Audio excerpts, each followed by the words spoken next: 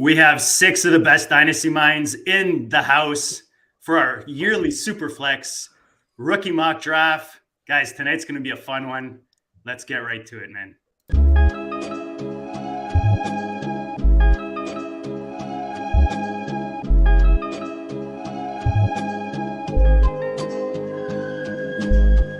Go district, you know the Pope listens. Dynasty, our religion, for the blokes missing. On all of these trades, on all of these plays, on all of these grades. By the end of the day, y'all getting played. So, what you gonna do next? Try to fill up that flex? Send the homie a text? That trash offer's the best? You try to make it complex, then they text you back. Now all of a sudden they don't make any sense. Broaden your horizons, boy. Dynasty's not for the Simons, boy. These trades not for consignment, boy. Respect your opponent, y'all some piranhas, boy. This my advice, from me to you. Open up your cute little podcast queue. Search up GOAT District, my dude. Pop it in your ear, man, y'all know what to do. It's the... And I always be traded. And I always be traded. And I always be trading. Y'all try to betray them, but first you gotta bait them. Fish.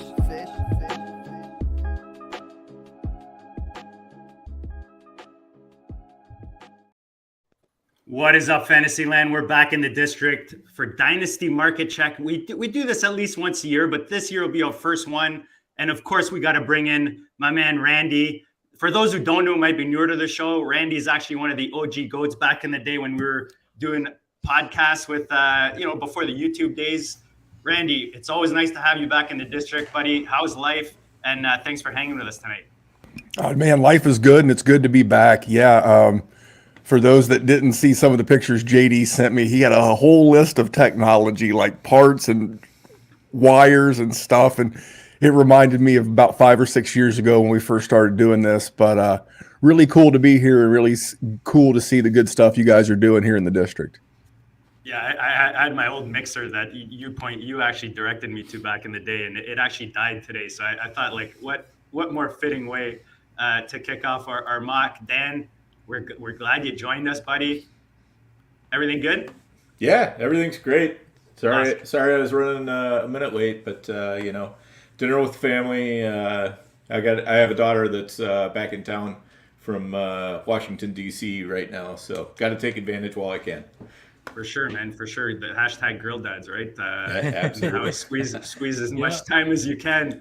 And Andrew, quick hello. We'll come back to you, man. We haven't seen you in a while, buddy. Everything good? Hello. Living life. Dan, did you go to 50's Grill today? I saw the pies. Yes, I did. Awesome.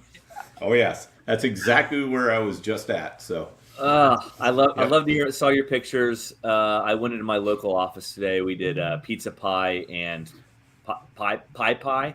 This new pie spot around town, delicious. A little apple crisp pie. Ooh, nice. So how about that?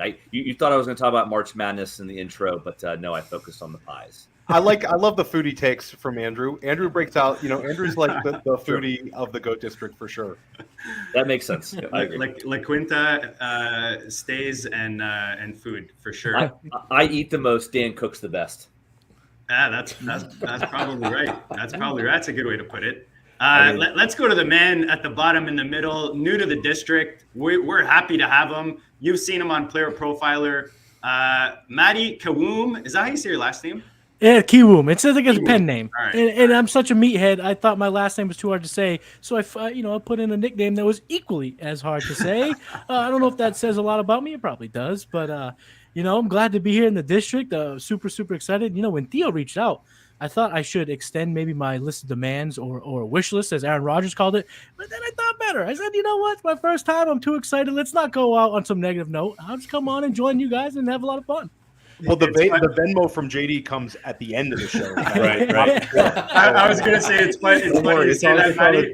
It's on its way. I was gonna come in and say that Theo actually part of his list was having more underground guys on. So it's nice to have you, man, for sure. We're happy to have you guys. Make sure you check out Matty on Twitter, and he's dropping some serious content over there at Player Profiler. You guys are rocking it on that channel. and check out the Dynasty Warzone, guys. It's that time of year. Dynasty is, I know you go and check out like top searches on Google, man. Dynasty all over the place. So they do it real well over there with Randy and the boys. Dynasty Warzone at DWZ Memphis on the Twitter machine. Make sure you follow him. Guys, let's get into, this is going to be a fun one, right? Like I said, everybody's talking, actually, let's throw Dan in here now that he's in the house. Everybody's talking free agents. We're going to do a little Superflex rookie mock draft. We're not going to do tight end preems, even though we all play it. You know, we want to talk about other players, but maybe we'll sprinkle some in if we can. I'm sure. You guys ready for this or what?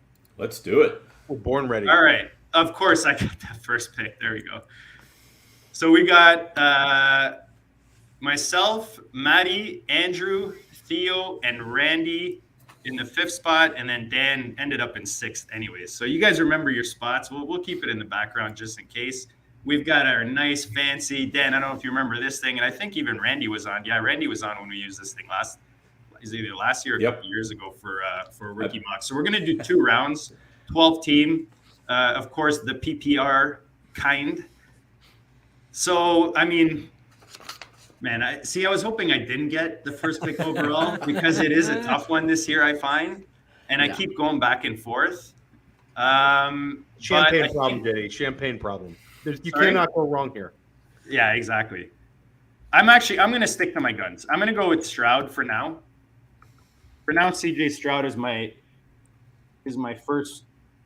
Let me get the name in. I get the upside with some of the other contestants, not to throw some names on, that are not on the board yet. But I feel like a lot of that is dependent on the situation. I think you can get similar upside out of Stride. Obviously, this is all dependent on where all these guys land, right? But from what I've seen, what this guy displayed, yes, at the combine, but just the calmness, the coolness, how easy those throws look, how accurate they were at all parts of the field. I really like what I saw from Stroud. He has been my number 1 QB, my number 1 in Superflex. There's a couple other guys that are really close, and I keep switching him around in my list. But you know what? Let's start this off. Go a little off chalk here with CJ Stroud in the 1 spot. Ooh, good pick there, but you didn't leave it easy. You didn't make it easy for me either, because obviously there's a couple that are staring me right in the face here. But given the Superflex format, I got to go with Anthony Richardson, the guy who absolutely tore up the combine. Not only was he the most athletic quarterback in this quarterback class, he's the most athletic quarterback in our entire combine database at playerprofiler.com. So out of 272 quality quarterbacks, Anthony Richardson is the most athletic. I think he has the highest upside, obviously the biggest floor, but right now I'm in the district and I'm trying to risk it for the biscuit, baby. Love it. Love it. Is that most people's number 1 across? I've seen a lot of Bijan still. I've also mocked a lot of Bijans, but all right. It's Bijan, I think, right now. If most people are putting Bijan still at the 101. Nice. We're keeping it spicy. I like it. I agree. Yeah. So for me, 103, put Bijan, but I think that Anthony Richardson's the 102 for sure. Let me just say he's absolutely electric. You all know how I feel about him. I've just been like in everyone's DMs talking about his. And for Andrew to not be talking receiver and talking running back says a lot, right? Well, I think he's. I mean, to me, he feels clear. 101. I think that there's a lot of good quarterback options, and I think that doing this maybe later, I think shuffles perhaps the quarterback board, and so maybe we're just ahead of our time here a little bit. But I think that if we were doing any draft Superflex, I think getting Bijan potentially, call it the generational running back at the 103. I think people would be. What's your wish list landing spot for him? Can I be honest? Literally anywhere. I don't have any worries for Bijan. Yeah, I like the Detroit potential, JD, where he could sit for a year, and Goff is the bridge. I think that he's very young. He's not even 21 yet, so I think that he does need Bijan. Don't. I just traded for Swift today. Don't be talking about Bijan in Detroit. Like seriously, man. Killing my you got a Jamal Williams problem in Detroit with Swift, much less Bijan. Right. Just raining on my parade. right here. Randy, where are you at? Are you on Bijan at the 101 for Superflex rookie drafts right now? Yes, technically, but I agree with Anthony Richardson. It's super flex. He's a unicorn. I forget which draftnik was saying it, but this guy could literally play 6 positions in the NFL given his athletic profile.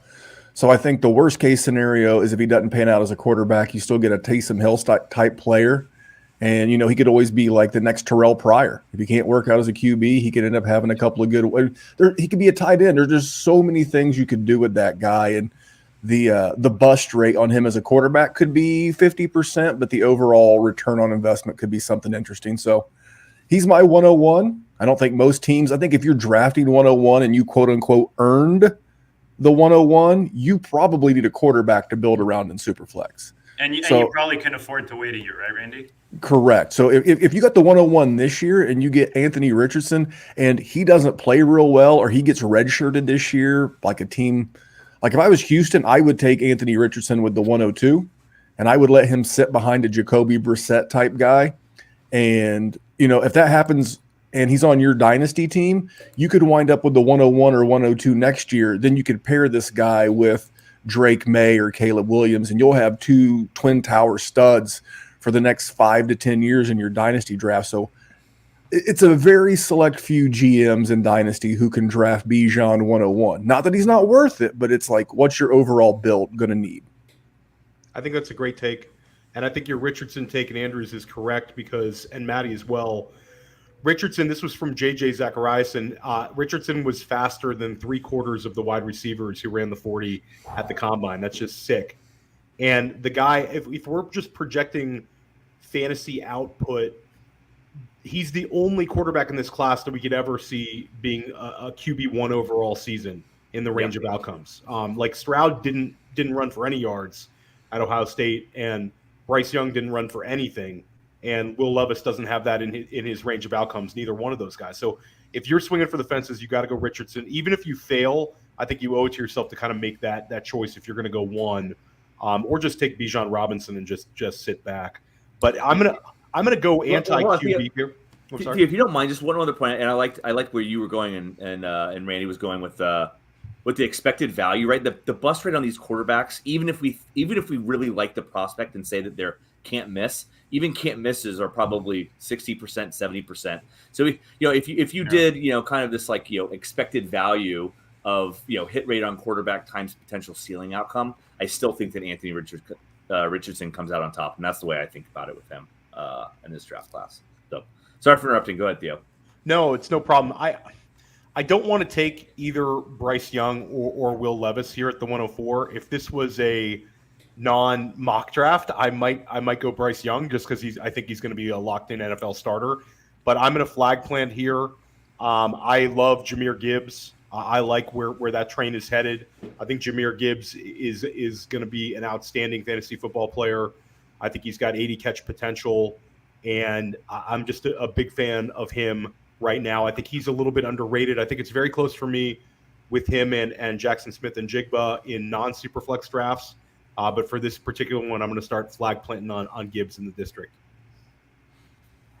Yeah, I wish Gibbs was 5 pounds heavier, honestly.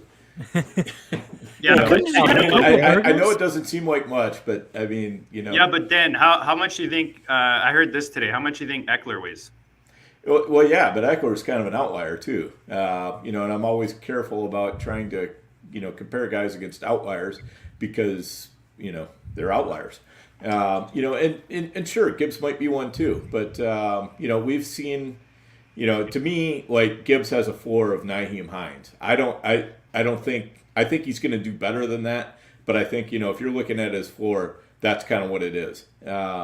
If his team just doesn't really get him the ball that much, and I'm not talking about Nyheim Hines of 2002. I'm talking about Nyheim Hines of 2019 or whatever it was when he was getting used a good bit.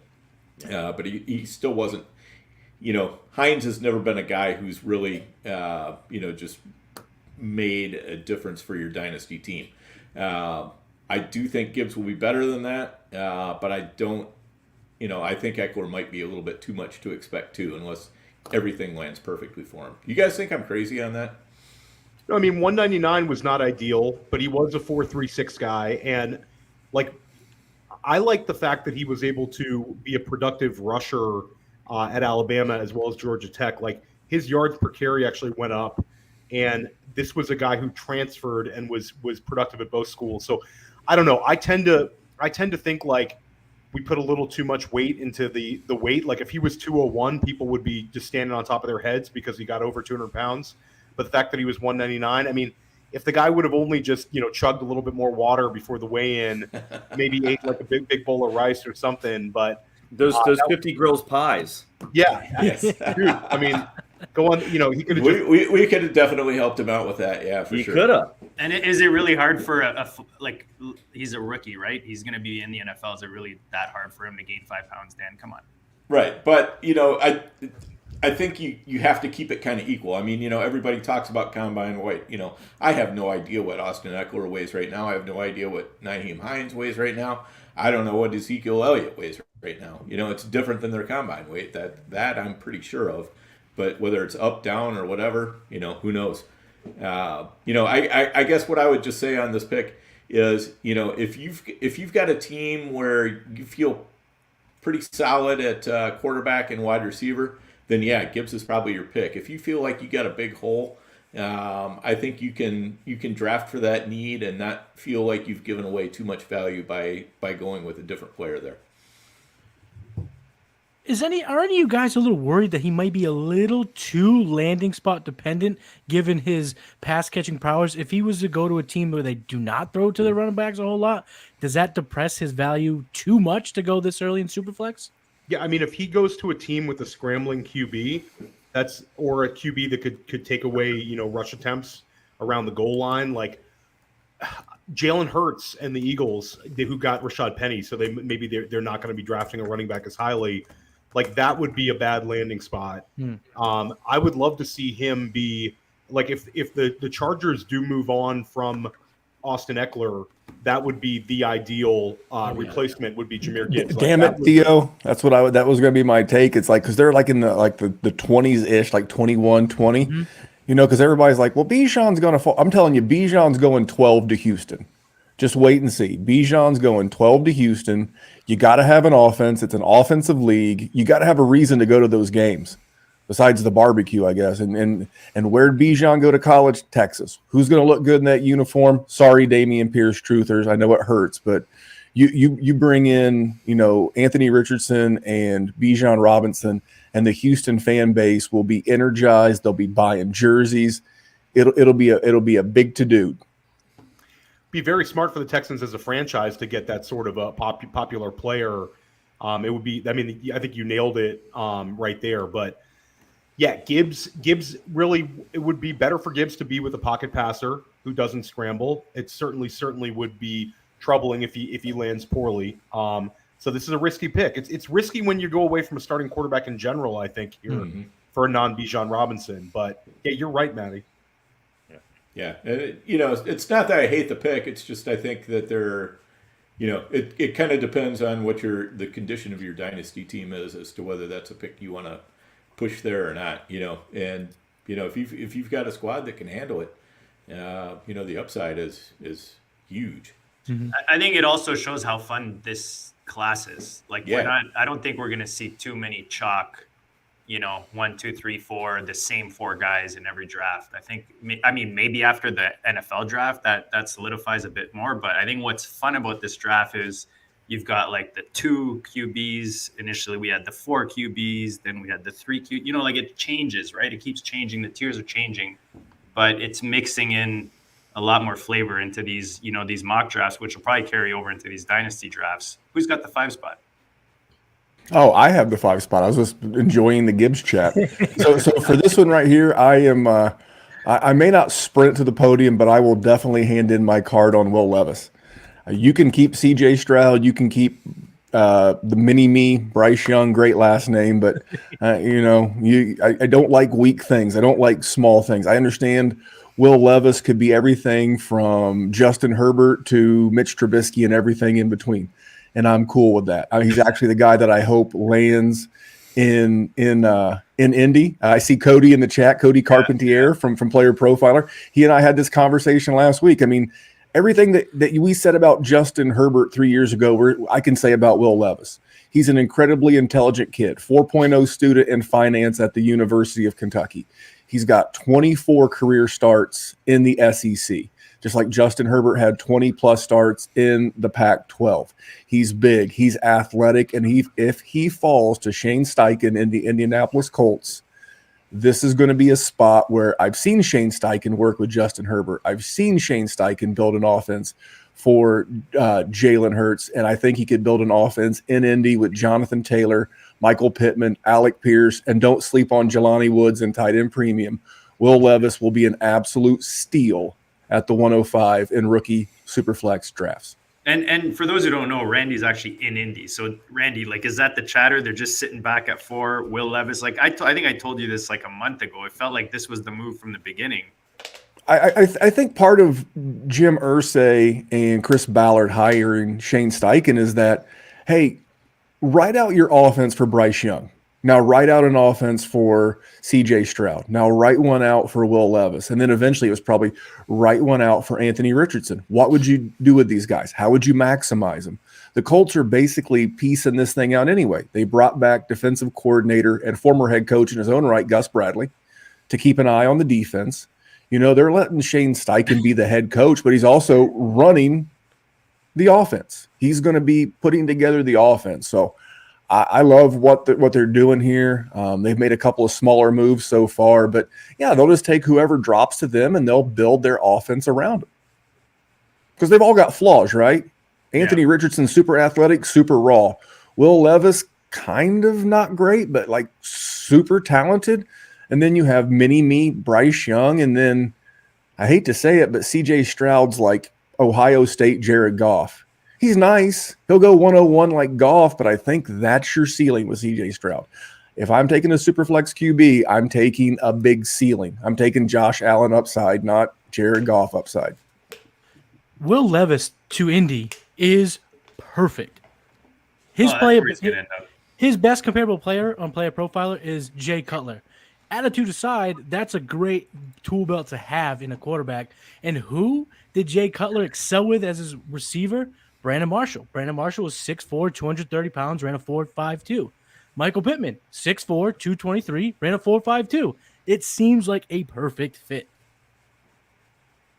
Two reactions. Three reactions. One, I don't like Gus Bradley at all. Terrible head coach of the Jacksonville Jaguars. Two, love the cross-racial comparisons of quarterbacks. How absolutely delightful. So thank you for that. Glad we got that. And then in terms of Indy getting the fourth quarterback, just throwing it out there, I think that they should be mildly concerned that somebody's going to skip ahead of them. And they're truly are going to get the fourth of the 4 quarterbacks. So that's just like a potential. I think, I don't think it's more than 50-50 coin flip, but something that they, need to be mindful of if they really do like Will Levis, but otherwise agreed. Well, I remember in 2019, or maybe it was 18, when the Bills traded up for Josh Allen. That was a home run. And the Cardinals traded up to get Josh Rosen. Not so much. The Jets traded up to get Sam Darnold. Not so much. The Ravens traded back up and got Lamar Jackson. Home run. So sometimes you can get the third or fourth guy off the board and you can still hit a home run. Yep. And I remember Josh Allen being in like third round.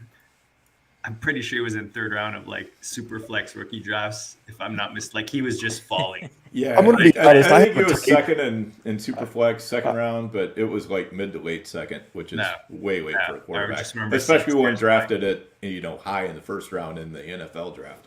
That's insane. Dan, you ended up with the 6th spot. We were gonna give it to you anyways, so there you go. Yeah, there we are. So, you guys have left me with an interesting choice because one of my choices is a big giant bowl of vanilla ice cream, and the other one is a much smaller bowl but of Rocky Road. And it's tough because I think the smart move is to take that big giant bowl of vanilla ice cream and just go ahead and draft. Bryce Young. Nice. Yeah. Yep. And it's funny that I call him a big giant bowl of anything because he's not a big giant anything. But you know, but I feel like that there's a pretty clear number 107 that's going to be coming up here. I'll be surprised if I don't know who it is, but I'm not going to mention the name yet. But Bryce Young, I mean, basically, when you're talking Superflex and you have a chance to get a quarterback who's probably going to go in the top 4 picks of the NFL draft, you just can't pass that up. You know, even if we think his ceiling is a little bit more Kirk Cousins than you know, Josh Allen or anything like that, you know, if he has a long career, he's still going to be valuable. He might not be your QB1 in Superflex, but if you can nail down that QB2 position for, you know, 10, 15 plus years, then why not?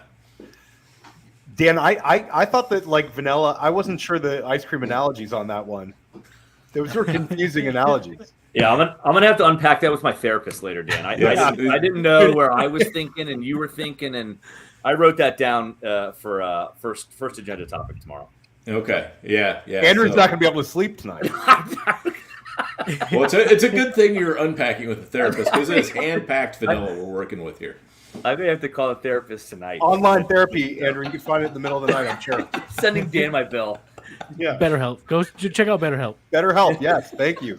That's the one. Randy, I talked to you about turning off the heaters before we go live, and of course I left one running. So if anyone was buzzing in the ear, I do apologize for that. It's a little cold up here in the north these days, with just surrounded by snow. Are we doing snake? Like, am I in the center now? You're Or up, going you're back up. the other way? What are we You doing? get the layup, the easiest 107 of All right, the yes. City. All right, give me Jackson, Smith, and Jigba, Ohio State. There it is. 99 percentile agility score, 1,600 plus receiving yards and 2195 reception, 9 TDs. I mean, he's the wide receiver one. He's kind of, is he the last one in this tier now? I think 107. Yeah, I got a is big like, tier yeah. break after this. right? Yeah, I agree. Well, with the 108, if you've checked out any of the mocks we've done over on the Player Profiler channel, Cody's yelled at me a number of times for being too vanilla.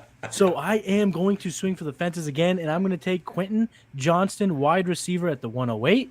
6'3", 208, still in the conversation to be the first wide receiver off the board. And with a number of landing spots that would have me very, very excited to see him go, I'm going to take him here at the 108 and hope for a great landing spot. He's over 200 pounds, this guy, right? Like is he like the only X kind of receiver in this class? The early ones for sure. And you're talking the day 1, day 2 guys, I think so. Yeah. Yeah, but he came in smaller than advertised. He was advertised at 6'4", came in like 6'2". Shameless plug for the Dynasty Warzone. So on Monday night, the 13th, I had Matt Hicks from DLF on the podcast with me, and we were talking Quentin Johnston, and it's Matt's a fellow GOAT as well. And I don't know, something about Quentin Johnston. I don't like big guys that play small.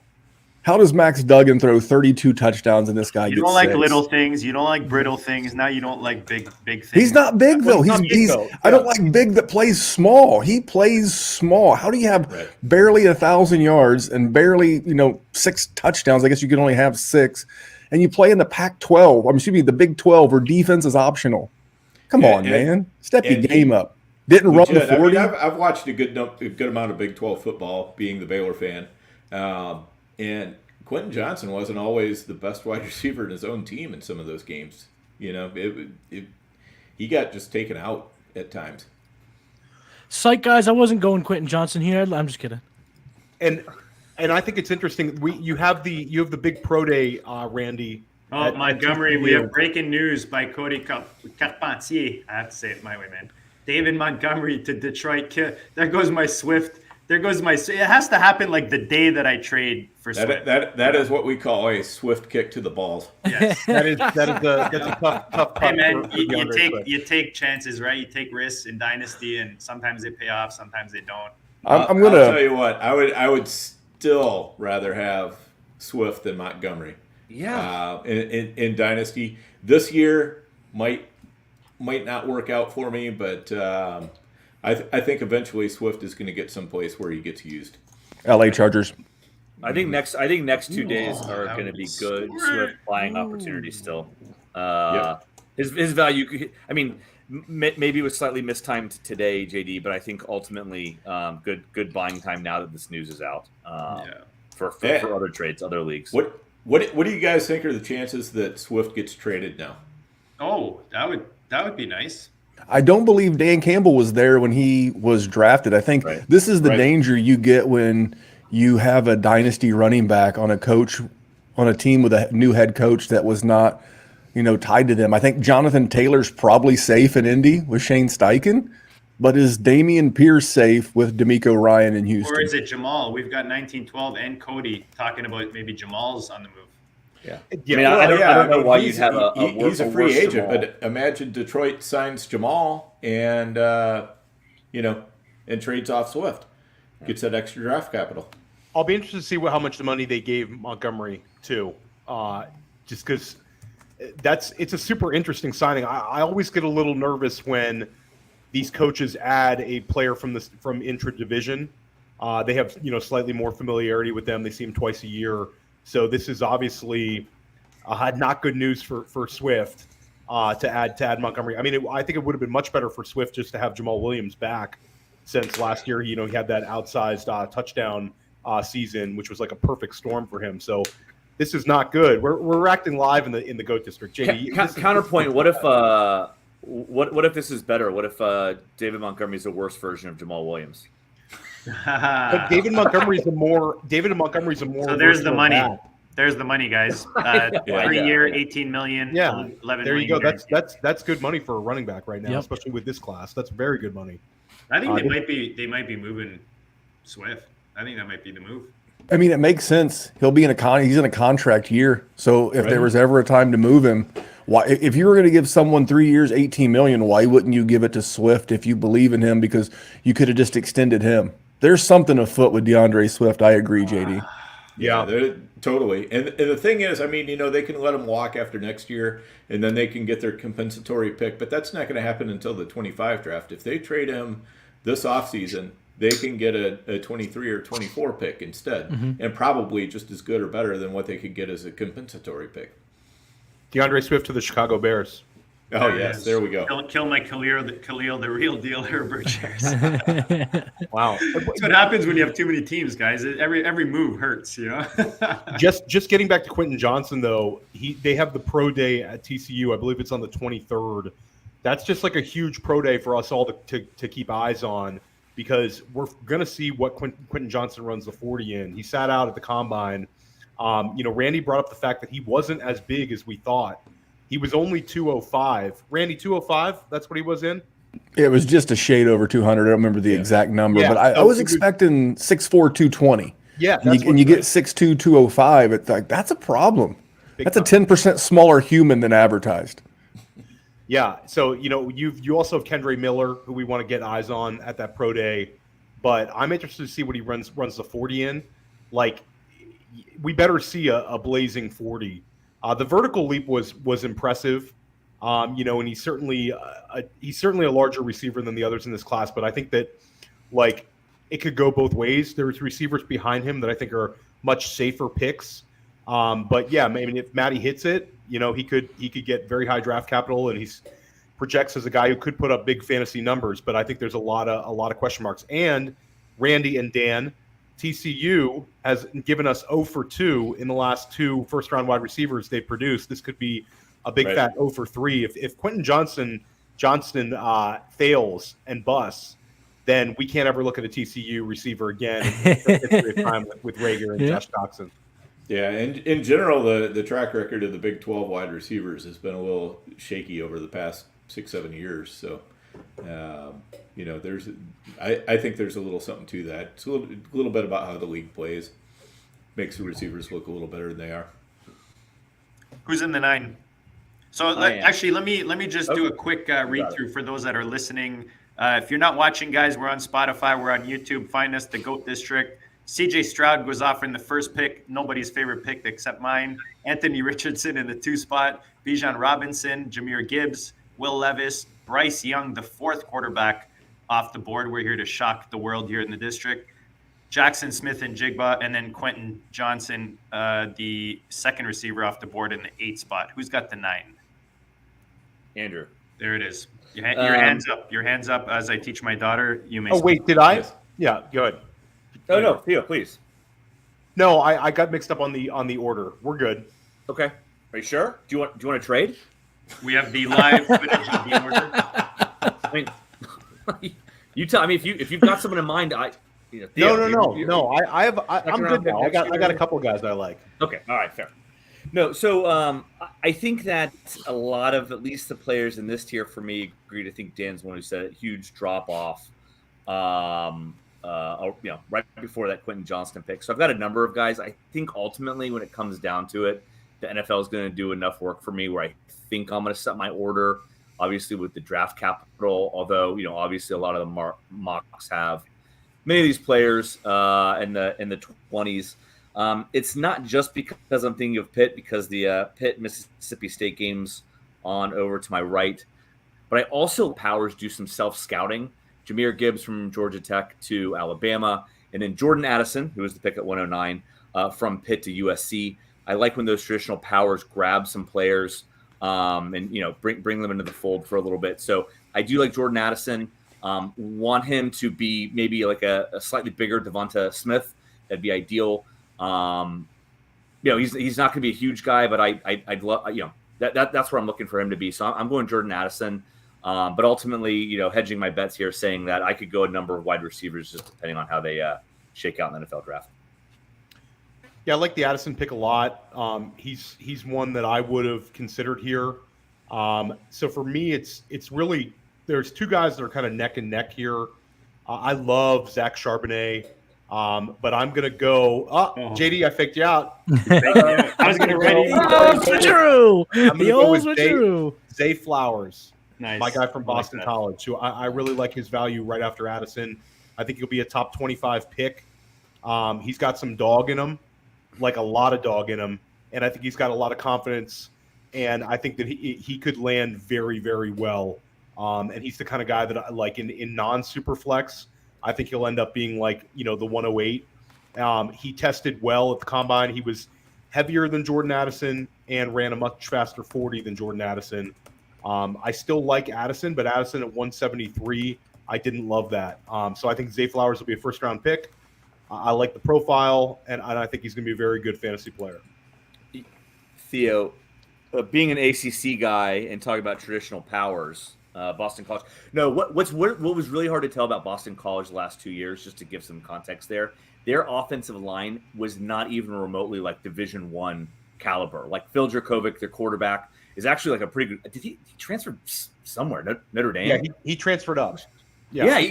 Anyways, that offensive line, there were some, the Florida State guys were doing it this year, kind of roasting Boston College before we played them. I think at some point they were starting 3 walk-ons this year in their offensive line. Like it was just a train wreck for them to get anything going. And the fact that he was still their target monster, their guy producing, I think kind of shows you what kind of as you said dog he has in him. And when he went back to school for his senior season, usually that's frowned upon, but at least when he went back and then had the best season of his collegiate career with 78 receptions and over 1,000 yards receiving. So if you're going to go back to school, at least make it count. Yeah. No, he turned down a lot of money. He could have left BC, stayed there. There's a lot to like about his whole profile.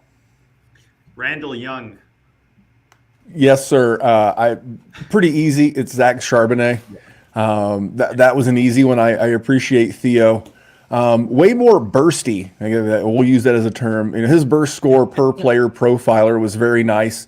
He came in at the 78th percentile. I actually like that. I like the fact that he came in at 214. I know it sounds odd, but it feels like a bell cow playing weight. I don't want the big 225-pound guy. Apparently, we don't like 199-pound guys. Charbonnet is an easy pick, and I want to boo Shelley a little bit for taking Jordan Addison. That's my wide receiver 1. I know the world loves JSN. Awesome. This guy did it in Pitt with Kenny Pickett. He flew across the country. He did it with Caleb Williams in USC. And the thing I will remind you guys is Jordan Addison is a technician. He's a mechanic. He runs really crisp routes. You know who else does? Cooper Kupp. You know who else does? Terry McLaurin. You know who else does? Stephon Diggs. And you know what? Those guys end up doing really, really well for fantasy. So I'll take Zach Charbonnet while licking my wounds and not getting Jordan Addison. Boo Shelley. You should trade with me instead of Theo. The pick was available. I didn't know that trade. This is like a Mel Kiper mock draft. We don't do trades. You have to give up one of your second-round picks, though. Memphis. Next year. When we do this next year, you have to give up the second round next year. So, anyways, Back to the that's going frozen great. tundra of Minnesota for the 12th pick of the first round. Yeah, so I think I'm going to go receiver here. There are a couple running backs that I really like around this area, but we just really don't know too much about them yet. And so I'm going to stick with what we kind of know right now. I'm going to go with Josh Downs. Just like what he's been able to do. There's nothing that really jumps off the page for me in a huge way, but he did break out early, which is something that I always like to see. And, a pretty good dominator score as well. So, even though he's not the fastest in the world, I don't care as much about wide receiver speed as some people do. I mean, it's nice when you got it, but it doesn't matter quite as much to me. I think he's going to be a solid pro. Anyone have any surprises in the first round? Any picks I think we've commented on a lot of them, but maybe in the last few, if there's some you guys don't like or Well, I think Flowers ahead of Charbonnet. Like, I made the pick, but I think Charbonnet's he's like Randy said, he's kind of the bell cow potential guy. He's a very safe running back pick. So I think that when the money's on the line, I do think he's going to go ahead of Zay. I'm just flag planting a little bit tonight, JD. Yeah, and Flowers been creeping up, right? People's rankings. There's talk first round, so he's probably going to be in that range for the two of them. But I like the non-chalk Flower pick. Dan goes with 12. So where did I read it up to? Addison, and then like you said, Zay Flowers at 10, Zach Charbonnet at 11, and then 12, Josh Downs. Before we start the second round, guys, myffpc.com. Right now, you can play for $1 million.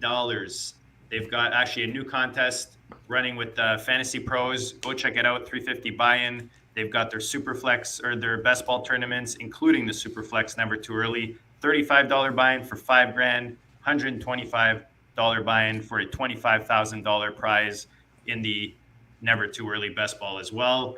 The Dynasty Orphans are flying off the shelf. There's some serious discounts, some nice values in there if you like to build Orphans. It's a great place to get them. Start your Dynasty on there. We've got either use the code GOAT when you guys first sign up to the site. You'll get, guys, listen to this deal. You get a $25 credit. That $35 entry to win $5,000, you can use that credit towards that entry. So it'll literally cost you $10 to get into the tournament with this deal. So use the code GOAT, or you've got a link below in the description. Guys, myffpc.com. We're starting the second round of our Superflex rookie mock draft. Am I going, or are we going backwards? We doing a reversal here, or what are we doing? No, just keep going same order, just like a regular rookie draft. All right, I've got this pick here we've got Cody in the room, so it would be a shame for him not to go off the board a little earlier. I'm gonna go Roschon Johnson in Texas. I mean, size, receiving chops, used to be a quarterback, moved to running back. He's I get this was it Nick Chubb and Sony Michel that came out together, right? And one was coming off injury. I believe it was Chubb at the time. So he, there's a bit more skeptical with him.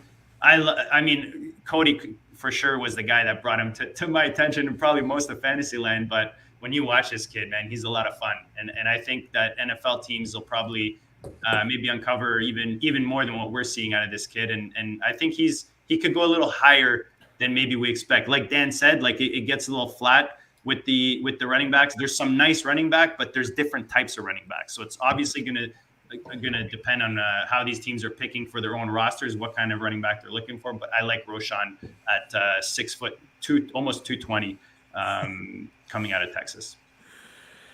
JD, that's a Cody pick. Cody in the chat says, where would I have it if Zay Flowers goes to Kansas City at 31, and then Charbonnet goes to the Giants in round 2. I'd be standing on my head if Flowers gets attached to Patrick Mahomes. I would love that landing spot for my boy. Well, I'm up next, and Harry Snowman in the chat says, JD, you sniped me, and you did. So I got to pivot, and I got to go. I got to, make some moves on here on my feet. Theo, to confirm, the TCU Pro Day is March 30th, and I am going to be there watching on my TV because I am taking Kendre Miller here so I can double up on my viewership on the athletes that I need to scout. Kendre Miller, in 10 games in 2021 while sharing a backfield with Zach Evans, still had 623 rushing yards, 8 touchdowns, came back in 2022 at 20 years old and absolutely blew up the season. He had 224 carries for almost 1,400 yards and 17 total touchdowns. We don't have all of his workout metrics yet on Player Profiler because he opted out of the combine, which was disappointing. But like I said, I'm going to be sitting there, relaxing, watching my 2 TCU guys, light it up, hopefully, and validate these picks that I'm making here in the district. I like that. I would have taken him, but as a Baylor grad, I just can't take TCU players. I'm sorry, it just doesn't happen. Leave you all the BYU guys, though, Dan. I have written like big play burst, Matty. I don't know, like he's got that 3-down size, but if he finds a hole, I mean, he can boogie, right? And that's what I like about Kendre. Doesn't necessarily need a big hole, and he has like a faint feel of like a Lev Bell. He shows patience in the backfield, which is nice. Yeah, I like his running style, and Alex Dunlap over at Russell Watch has actually bumped him up to his running back 2 in the class, and that's a smart guy, so I'll listen to him here and take him here with the second pick in the second round, and hopefully make up for all the trash talking you boys did about Quentin J. Get you a TCU hat for next time you're in the Yeah, district. seriously. Yeah, that's right. What is it like this? Like, is that what I do? Like something like this? The horn Sorry. part. Go, hide your eyes, Dan. It's like this, right? Yeah, yes. And you'll notice we have Baylor over the top of TCU here. So That's true. You do. I got no allegiance to TCU except my guys. Oh, I know. I was going to ask before we started this if we were going to do some flag plant picks, or we were just going to at the end kind of give hey guys, we would love to pick, but we didn't want to be too crazy. And it seems like you guys started doing that. No, you got to, dude. It's a district, man. Plant your flags. Plant flags all day. No, so you guys know I'm what's the joke? La Quinta? Marriott guy. Very, very brand loyal to Marriott. Could not be more brand loyal to Marriott. Please bump me to your. Is there a sponsorship I don't know about that we're getting? Yeah, please bump me to your super secret COBOL status. I learned it on my own. I don't need much help, but It's a funny way to pronounce La Quinta. Without preamble, Jalen Hyatt, please. Not my preferred hotel chain, but a good wide receiver. I think he's the last of a pretty clear wide receiver tier before we get into another position where there's a little bit of a morass going on until some of the draft capital clears it up. I mean, had a monster game this season against Alabama. It was just absolutely couldn't stop catching touchdowns in that game. Unbelievable. I think that he's kind of showed it on a big stage, early declared wide receiver. So I like Jalen Hyatt here. He's certainly going to be drafted very highly. I don't love him, but I think it could be one of those things where Jalen Hyatt goes, so high in the NFL draft that we need to kind of check our priors in terms of where we end up with him in our rookie drafts. Well, I took a very small back, then I took a small wide receiver, and I'm going to stick with the very, very small guys, and I'm going to go with Devon A-Chain here. A-Chain's a guy I really, really like. You're talking about a guy that's going to play in the 180s, which is a little scary for our running backs, but he can absolutely fly. He was an extremely productive player in the SEC. He had success in special teams as well. His highlight reel is just electric, and I'm very much looking forward to seeing him land in the right team. I'm going to be very bullish on him, along with Roschon. There's him, Roschon, and then 2 more running backs. I want to end up with a lot of exposure to these 4 guys because Kendre Miller as well. I really like these second-round running backs, but I think when it's all said and done, like in FFPC non-Superflex drafts, I think A-Chain's going to end up going somewhere like the 111, the 112, just because he's so dynamic, and I think he's going to end up with really solid draft capital as well. Yeah, I mean, Theo agreed. He's absolutely electric. I was there for an LSU Texas A&M game a couple years ago. He was awesome. He was a lot of their offense back then. I think it's interesting this year the running backs. Before we talk about them all, there's aside from prior years, there's a lot of backs that got over the 200-pound mark, except for Gibbs, which we talked about. And there's like two smaller guys, but it's almost like love the prototypical size out of most of these guys. But then the two smaller guys, they're absolutely electric. You touched on one of them. Yeah, A-Chain's a great pick here. Randy, where are you at on A-Chain? Landing, we get past Zach Charbonnet, all these running backs for me are landing spot dependent. You could put them all in a sack, and if you said, hey, this guy landed in Miami, whether it's Roshan Johnson or Keandre Miller or Devon A-Chain or whomever, then I'm going to like that guy. If one of these guys winds up in Tampa Bay with Rashad White, I'm not going to like that guy as much. I think this is a very even spot. So he's fine. He's fast. He feels like a complimentary guy. So for me, I like the talent. I'm not sure this is always translated. The short, speedy wide receiver. We'll see. I'm very meh. I don't have that's the last thing you want to be. A Javid Best that stays healthy. God, I hope no one goes down the Javid Best roll again. That was terrible. We had some hope at the beginning of that. Maybe we'll get one that stays healthy. Yeah, we could. You ready for a pick? Let's do it. Break my heart, Randy. Break my heart. This is my guy. I was going to offer a proposal. I want to trade up here. It's because I had Cody Carpentier on my show, the Dynasty podcast, and we both have an affinity for Will Levis, and we both have an affinity for Kayshon Boutte. So give me Kayshon Boutte. I know his burst score on playerprofiler.com is horrible. I still believe with some good quarterback play and in a spot where he doesn't have to be the wide receiver one, he can actually develop. I mean, the kid's not even 21 years old. He, as Dan and I like to call it, he has a high knucklehead factor to him. Search alleged sex party in Atlanta, but that's neither here nor there. I think the kid's a good football player. He'd be a nice complementary piece to an established wide receiver one. So I do like Boutte, so that's my pick. I like Cody had him landing with the New Orleans Saints in the second round in his most recent mock draft, which we would really like to see Boutte get that top 50 draft capital. It was a bad combine. People are down on him, but yeah, he definitely. We were doing this. It was a bad metrics combine. Yeah, but like if you watched his gauntlet drill, it was almost perfect. He had one double catch. He moved well. He ran good routes. I get the burst is concerning, but you don't always have to be I want my running backs bursty. I don't mind my wide receivers bursty, but I want my wide receivers who can play wide receiver. And we've seen Kayshon Boutte do that in the SEC at the highest level. He goes against top-notch defensive backs in practice every day. This feels like a good spot to get him, and I'm not getting him anywhere else.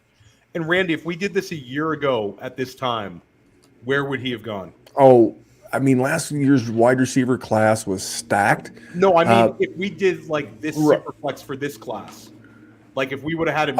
He would have been top three probably. Yeah, top three easy. So yeah, he's been a Devy darling for a long time, and I'm not a big Devy guy, but I'm going to take my risk on a guy that's those highly touted recruits that just keep doing their thing, and he's not had the best rapport with his most recent head coach. Not great quarterback play. I think we've not seen the best of this young man. Maybe he just doesn't test well. Yeah. I've got some cautious optimism on him because Randy, I had the same thoughts. Again, not to brag about in-person football games, but it was there when Florida State beat LSU to open the season, broke Boutte's brain. Jaden Daniels couldn't get him the ball. He did the thing where he took all of LSU, like shit off his Instagram and all that. People thought he was going to quit on the season, and more or less did. It was like a silent quit. But I was willing to kind of give him the pass because the LSU team was weird last year. Jaden Daniels, he wasn't much of a thrower. And so I was kind of hoping for that combine would give me a spark of life back in the Boutte train. As you said, with bad metrics, he had some other, positives from the combine. Ultimately looking for that draft capital to give me that spark. And if he gets it, then I'm all the way back in on him. Cause I was a believer up until kind of how his combine looked. Booty, booty, booty, booty, booty, booty, booty. It's it's the one of the best names. Yeah. It really is. You can't beat it. And I'm going to go with one of the least interesting names on here, but I think it's time to finally break the seal on the tight ends. We got to go with Michael Mayer. I think he's going to be useful enough in his first year. I don't think he's going to be a total zero. Obviously, when you take a tight end, you're probably going to have to wait a year or two to really reap the results. But he strikes me as basically Hunter Henry all over again.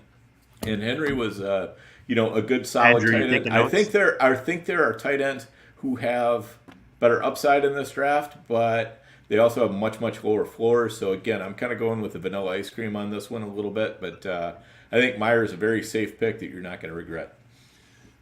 Matty and I talked about him when we mocked together on his pod. Dan, let me ask you, in FFPC, let's say that he's a top 25 pick. Where do you think he'll end up in tight end premium non-Superflex drafts?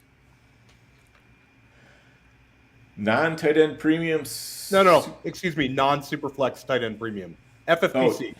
Oh, okay, gotcha. Back of the first? I was going to say, he's at 206 here. Yeah, I think he's going in.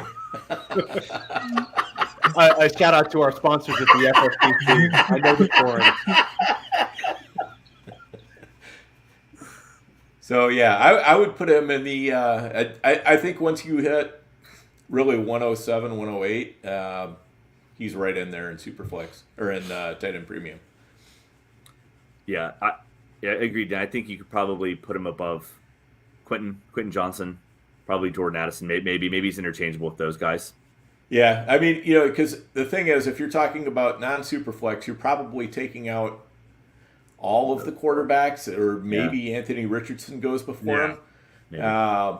So you're really looking at, Bijan, Gibbs, JSN, and then probably you're looking at Quentin Johnson, Jordan Addison, maybe Charbonnet, and then, at that point, I'm starting to think pretty hard about Meyer. Yeah. And Denzel's not far behind him. You know that in tight end preems. He's like the Anthony Richardson of tight ends. So Darnell Washington, you mean? Or Darnell Washington, sorry. Yeah, he should more Washington. Yeah. I will forever be calling him Denzel, though, for sure. Did I say Denzel? Yeah, I will forever be calling him Denzel now. Yeah, sorry. So That was not a cross-racial comparison. No, he meant Dalton Kincaid. Where's my soundboard? All right. So first six in the second round: Roshan Johnson, Kendre Miller, Jalen Hyatt, Devin A. Chain, Kayshawn Booty, and Michael Myers, the first tight end. I'm very happy that this man is still on the board.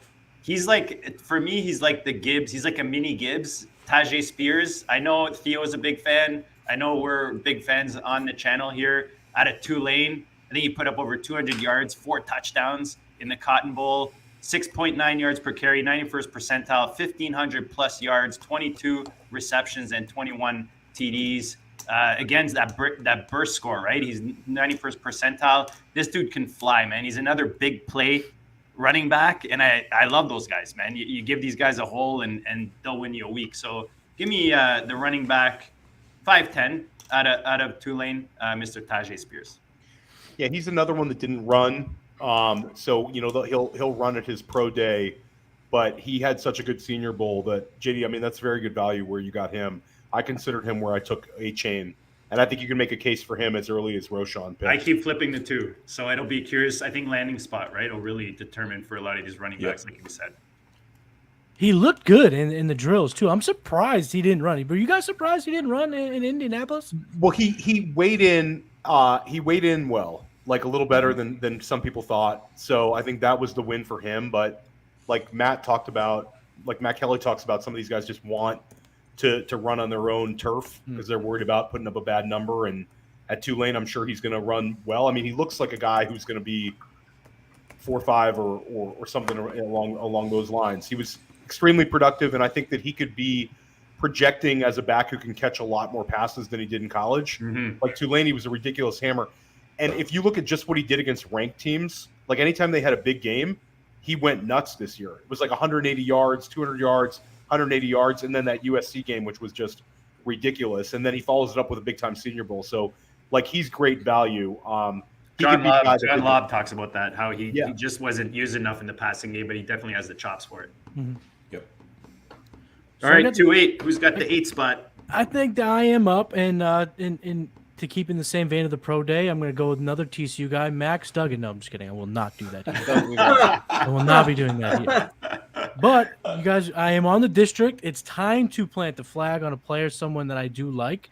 I'm going to go with Jaden Reed, wide receiver from Michigan State. 5'11", 191. Best comparable player, Stephon Diggs. And as a massive Diggs fan, I think that is a lofty expectation, but it's something I think is for sure worth getting excited about. He ran the 4.45. And what I like about him, he has the early breakout age, 18.4, 98th percentile breakout age. And he actually had a 35.7 college dominator rating, which is 73rd percentile. So that's above average. I like to see all those things. And apparently at the Senior Bowl, he looked very polished. He was the best special teams guy. And when we're talking about players in this range, I love having guys with special team attributes because that's just going to allow them to stay on the field. That's going to allow them to get confidence from the coaching staff and allows them to kind of, get the first chance if someone goes down with injury to really get some increased volume. So I like Jaden Reed here, and I'm kind of happy to get him at the 2.8. Yeah, he's like a contested catch kind of guy, right? He goes up and gets it. He's one of those fun guys to watch. So he reminds me of another receiver that we haven't talked about. I won't mention it because there's some spots left on the board. I don't want to take anyone's thunder. But who's I like that Jaden Reed. Anyone have anything to add on Reed before we go to 9? No, just another guy who had a really big Senior Bowl. I think it really helped him, and I think that these guys that have big Senior Bowls usually kind of solidify their draft position kind of before the combine. So, Reed's a guy that, by all accounts, some team probably fell in love with.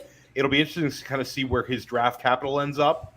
If we really need him to be a late day 2 guy. If he is a early day 3 guy, that's not the end of the world. There's been some guys that have hit. But I think a lot of these wide receivers, it's going to be, draft capital dependent. Who's got the 9? I do. Anybody want it? No. Okay.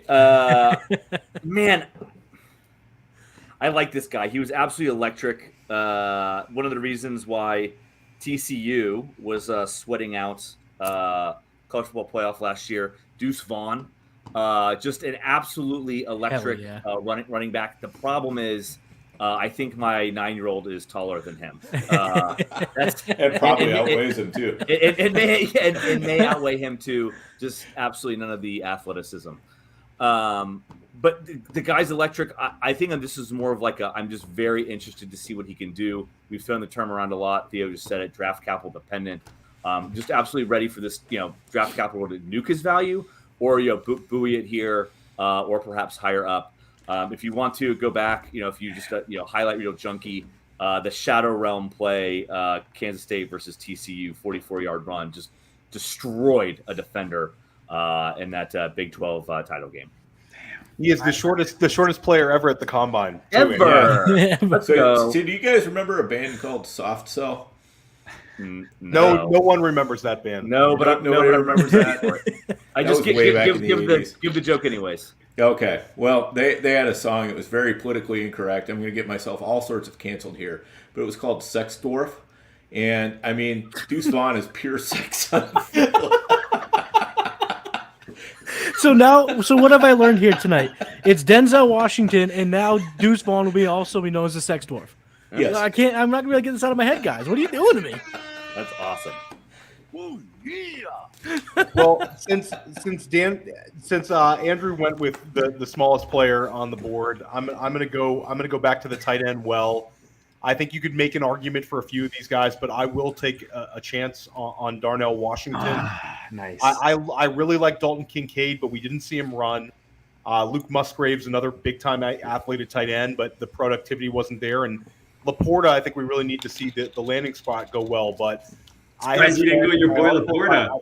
I wanna flag plan on a few of these tight ends, and I want to have exposure to some of them in my dynasty leagues. Washington, it could go completely wrong. He could end up just being an inline blocker and a great one, and NFL teams will love him for it. but I think if he lands in the right spot where a team decides to utilize him in the passing game, I think he could put up, one of these double-digit touchdown seasons we've seen from some of these tight ends. Washington, to me, is such an athlete. He had the number one relative athletic score, one of the top, not quite at the top, but he was top 5 in the RAS score among players who tested at the combine. He's just a beast, and he's the kind of guy I want to take shots on at the end of the second round, where the hit rates are already not that great. I'll take my chances on one of the best athletes in the draft. I like it. I like that he was in this draft. I mean, dude is just I mean, yeah. And he had 16 plus yards per reception in college. I mean, hey, in the right situation, this dude can be a weapon.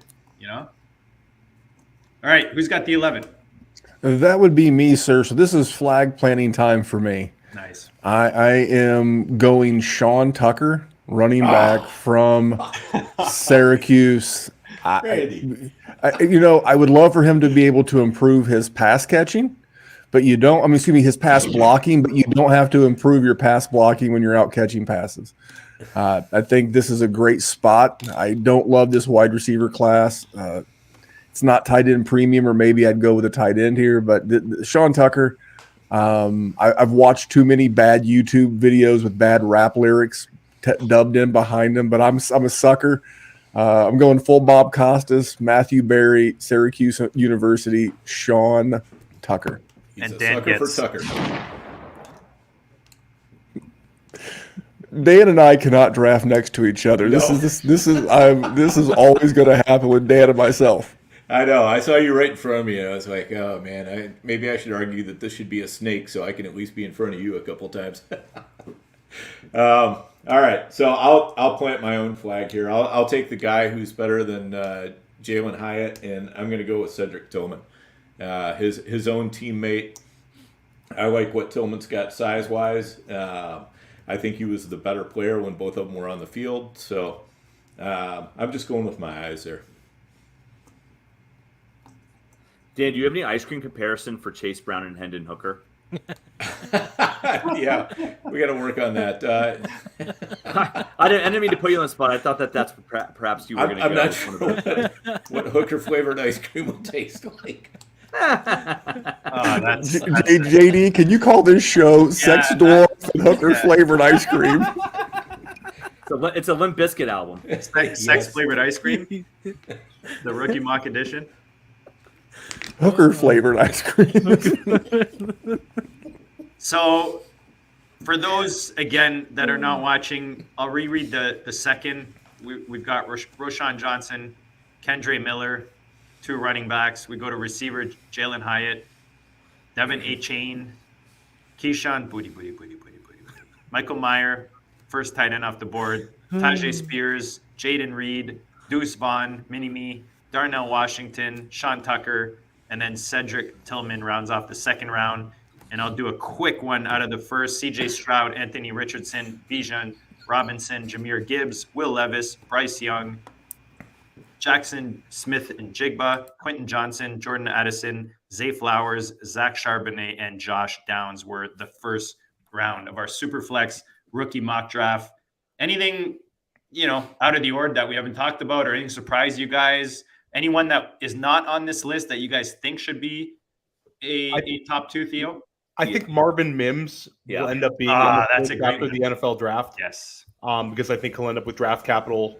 That would be a name that stands out. I think that, when you get down to the Sean Tuckers, those guys, like Memphis talked about, a lot of it's going to be draft capital dependent. Like Israel Abanikanda, guys like that could sneak in there. But I think and then obviously at the tight end spot, you could make a case for a few guys. Dalton Kincaid will be in a lot of them. When Matty and I did this on his show, Dalton Kincaid was in there. But I think we generally hit most of the guys, and I think there wasn't anything too crazy. Yeah. I think Theo, if Hooker goes in the second round, and I'm not sure he will, and Dan knows I was mean to Hooker in the chat. If you want to cross-racial comparison, I called him Brandon Whedon, which was not very nice, and I meant it to be Not very nice. It was not intended to be very friendly or welcoming. He's not as old as Brandon Whedon, though. No, okay. Brandon Whedon was like 27, 28. Hey, man. Hey, old is old. I think that if he gets second round capital in the NFL draft, I have a really hard time doing a lot of these running backs over him. I don't necessarily think he sneaks into the first round in the Superflex, but God, maybe. I think I'd for sure take him over Roshan Kendrick, Jalen, and DOMiNATE if I just look at the top 4. So I think he's very dependent, interested to see where he goes, because I think he just goes from completely off our board to right there in the mix for a potential first-round pick. Yeah, I thought hard about taking him as the final pick. And I wanted to say, I hope Deuce Vaughn winds up in Denver. And even though he didn't return punts, he did do some kickoff returns in college, and he can be that new Darren Sproles for Sean Payton, that little mini me. And I want to share something that, again, Matt Hicks shared with us on the Dynasty Warzone. I was asking him to give us a sleeper fit. This actually came from our YouTube chat, and he was like, he wants to see Kenny McIntosh go to Baltimore with Todd Monken, the new offensive coordinator, Gus Johnson on his. It was a concept that I had not heard before, and it was just a random question from one of our YouTube subscribers or what have you that said, hey, where's a good offensive coordinator fit? And he was talking about college, and Matt was able to take that question and say, hey, when these offensive coordinators go from college to the pros and then they draft guys that they coached in college, man, we got to take note of that as Dynasty gamers and give those guys a little bump up the board. I thought that was a sharp question and an even more sharp answer. Yeah, you just have to be careful, because every now and then you get the Terrace Marshall with what was his name, the coordinator? Joe Brady. Yeah, Joe Brady. Mm-hmm. I was going to say Matt Hicks and John Lubba were there at the ROOKiE Big Board putting out some solid content right now with the rookies. They've been doing it for months.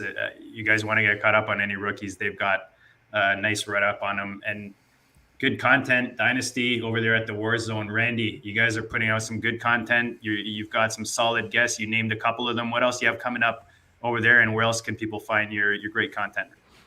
Just search Dynasty Warzone everywhere. YouTube channel. Most of what we do just falls under live videos. I would love to get around to more short content. I just haven't really had the time. But yeah, man, we have a great crew of guys. I have my co-host Jerry. You guys all know Jerry Sinclair. And then we have the guys over at the Dynasty War Games. They're doing, rookie stuff with really more veteran stuff. We have a gentleman named Dallas Hyder who does our rookie content. That's usually on Monday. So a good mix of startup, veteran, free agent. We're dropping 3 to 4 shows a week with a variety of hosts. And if you search Dynasty Warzone on all your platforms, whether that be podcast or socials or YouTube, you'll find us. And we'd love to be an accompaniment to the GOAT District pods you're listening to. Yeah, for sure. Great compliment, great content, always good value in all the shows. Matty, your first time, we popped the cherry. It was a blast having you, bro. You dropped those, you weren't shy. You dropped the serious fire when you had to, and it was great, man. You're putting out some good stuff over there at Player Profiler. Remind the people where and when they can find that content. Anything else you want to close it out with? Well, you can find me on Twitter. I'm at MATTY KiWOOM, but maybe in a few hours you can find me on Twitter at Sexdwarf because fantastic nickname. And the fact that you got Deuce Vaughn in this mock it warmed my heart. I love Deuce Vaughn. I've been a fan, and I've been shoehorning him in all my mocks. So thank you for getting him in for sure. Find me at MATTY KiWOOM on Twitter. I got the game plan every single Saturday. We go live over at the Player Profiler YouTube channel. Cody and I are going to be dropping a whole new podcast coming out real soon, Players Lounge.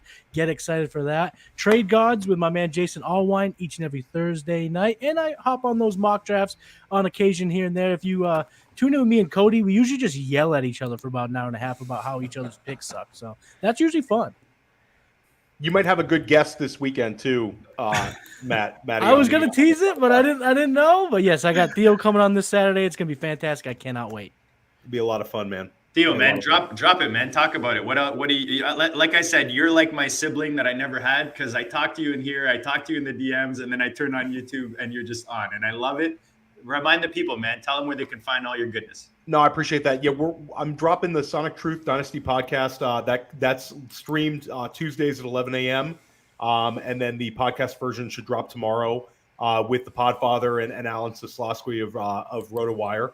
And then, yeah, you can find me with Billy Muzio. We started First Class Fantasy. That's dropping on Thursdays at 3:30. And then I'm coming out with another pod probably towards the end of the month. And then you can find me here in the GOAT District once a week. We're bringing the fire. We've had pretty much, we had Cody, we had Matt Hicks, we had John Lobb, we had Alfredo Brown. We've had so many draft experts, just giving it to you, letting you know about these prospects. We're getting everybody who pays attention to the GOAT District prepared for their rookie drafts and ready to crush their dynasty leagues. For sure, man. Andrew, we're glad you can join us tonight. You weren't live from La Quinta. It's not as entertaining, but we're happy to have you, brother. We appreciate you spending the mock with us tonight. Yep. This is my 2 favorite days of the year, Thursday, Friday, March Madness. I've taken them off every Thursday, Friday since high school. Never went to high school on the Thursday, Friday, took off classes, tried to take off work.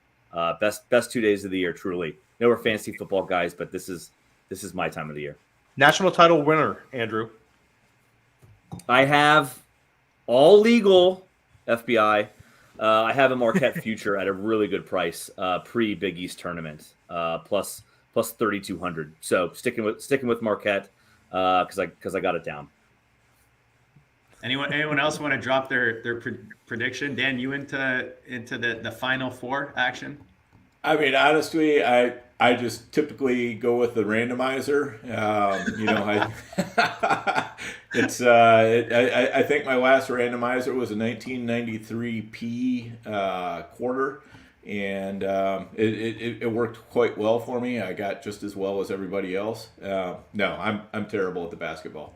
Oh, hey Dan, quick, help me out. Who was the power forward on the national championship team 2 years ago? Sochan. I know. I put you on the spot. Sochan, right? No, that was last year. Okay. No, that was Sochan. Yeah. Yeah, it was Jared Butler. No.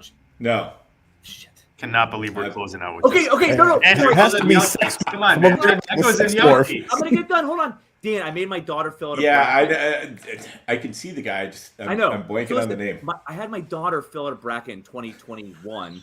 She beat you, didn't she? No, she won. She picked Baylor because I made her write the bracket as it comes out. I print out the brackets. I made her write it down. I paused, wrote down the bracket. She saw whoever the power forward was get interviewed and the coach, Scott Drew, and she was like, I want to pick that team to win. I'm like, yeah, do it, whatever. Anyways, they won that year. So Baylor's like one of her favorite basketball teams. There it is. Gambling wise, yes, you've raised it right. Gambling wise, I'll say the UConn Huskies at 16-1. And UCLA are as appealing at 12-1. Those two. My second year university, I won our athletic division Final Four bracket, and it was UConn that won it. That was Andrew. You're thinking of Mark Vital. No, sorry, you're right. No. I said power forward. I was wrong. It's Jared Butler. He was a guard. It was Jared Butler. He was being interviewed. All right, guys. All right. Sorry. That's enough. Guys, tonight was a blast. Make sure you check out Randy at at EWZ Memphis on the Dynasty Warzone. You've got Matty. Remind me. KiWOOM. I love that. I might. Yeah, that's fun actually. I like it. Guys, go check him out on Twitter at the Player Profiler. You got the OG Fantasy. You know where to find all his goodness. He's just 24/7. The overhyped sleeper. And we've got our boy Andrew. Guys, check us out. We got Ballin' Live coming. We draft live best ball on the weekly. We're going to be back at least 2, 3, 4 times a week to drop you more goatness. We appreciate you hanging with us tonight, and we'll check you all later.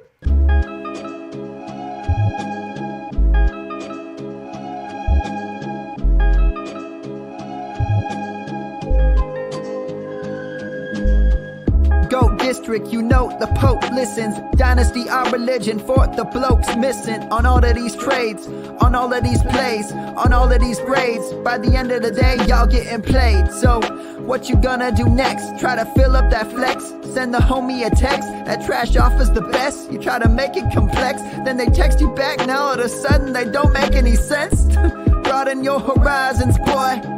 Down Dynasty's not for the Simons, boy. These trades not for consignment, boy. Respect your opponent, y'all some piranhas, boy. This my advice from me to you. Open up your cute little podcast queue. Search up GOAT District, my dude. Pop it in your ear, man. Y'all know what to do. It's the and I always be traded. And I always be traded. And I always be trading. Y'all try to betray them, but first you gotta bait them. Fish.